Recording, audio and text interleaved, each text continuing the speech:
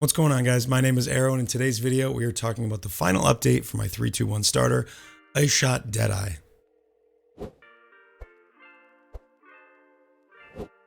So how did Ice Shot go? It was beyond my expectations. I could not believe how much damage I was able to get out of this build for so little investment. Ultimately, I didn't even end up getting all of the uniques that I planned on because some of them were more expensive than I would have liked. And also I was just feeling a little bit lazy because the build was performing so well. I didn't want to continue to upgrade it. Those of you who follow my channel closely know that I like to play a lot of different builds, so I'm already excited about the next one. With all that being said, let's talk about some of the challenges and some of the positives that came out of League starting with Ice Shot Deadeye. The leveling process was fantastic. It was super smooth, very easy, and I really didn't run into any issues except for the League mechanic. Crucible was very challenging early on, and I just chose to ignore it after a while. Now that it's been nerfed, this build easily does fully charged tier 16 Crucible encounters. Defensively, I know that this EHP does not look good on paper, but I promise you that a far shot style freeze bow build plays a lot safer than one would imagine. A lot of bow builds have to use point blank, and point blank means you need to be right up against the monsters. We are far away, we're dealing our damage from a distance, and we're freezing enemies. That effectively means that most monsters are not able to even get an attack off against us. When they do, we have a decent amount of evasion, and we have 100% spell suppression. This build also moves very quickly, so you're able to manually dodge things a lot easier. I still have a 5-link totem setup, so the single target isn't amazing. I didn't end up getting the Heries, and I'm missing just a lot of the damage that I planned on getting. But I was able to kill the Eater Exarch in the story, and then again I killed the actual Eater and Exarch afterwards with map mods on them. There's a lot of things that I could have changed, upgraded to make this build even better, but like I said, it was going so incredibly well that I really didn't find it necessary. And the main reason why is Vengeant Cascade. When I put this build together, the plan was get Pierce so you could get Vengeant Cascade and effectively give you double damage. I know a lot of people are going chain in their bow builds, and that's fine. It's better for clear in theory, but the reality is with as much prod speed as we have, every single arrow will travel through an enemy and then back through them every single time, effectively giving you 100% double damage against all enemies. That's clear and single target. That also means that on the way back, your Ice Shot explosions are coming back towards you, giving you much better clear than you would otherwise have. And I did not feel that chain was necessary. The reason that chain is a problem or Vengeant Cascade is because it will send a projectile off in a different direction, and then when it returns, it may not hit that enemy again. This way, with Pierce, you're always hitting every enemy you hit twice. This is super important for single target, as the whole point of Vengeant Cascade is getting that double damage. Now, I say double damage, I know how strong double damage is. It's twice the amount of damage, but I still couldn't believe in practice how good it felt. This anoint is probably too strong, and probably is going to get nerfed this league. There's a ton of skills that can interact with it, so I highly recommend if you didn't play this build, play some build that uses Vengeant Cascade before it goes away.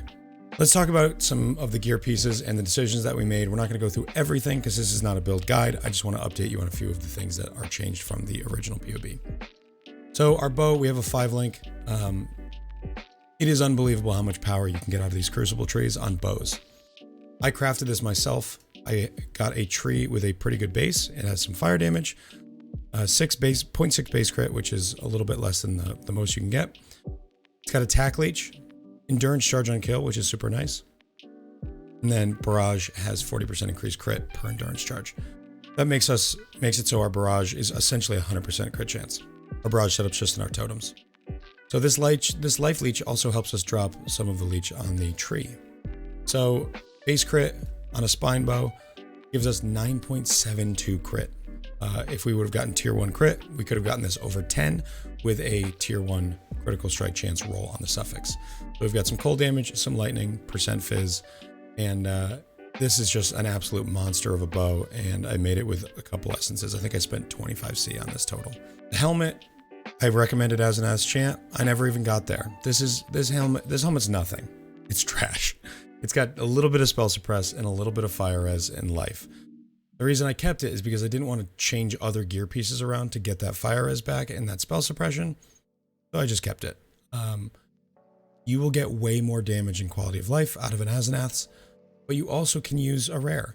You probably shouldn't use one with Zealotry on it, but that's what I hit when I did Uber Lab, so I just kept it.